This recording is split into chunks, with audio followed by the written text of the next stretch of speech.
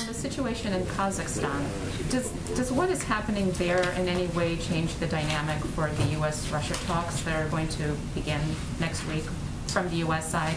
And is there any thought that Putin might be less likely to invade Ukraine while this crisis is playing out in Kazakhstan? Well, let me touch on a couple of things first to provide all of you an update, and you may have seen this, but today Secretary Blinken shared a productive call with Kazakhstan foreign minister, where he reaffirmed the United States' full support for Kazakhstan's constitutional institutions, human rights, media freedom, including through the restoration of internet service, and advocated for a peaceful, rights-respecting resolution to the crisis.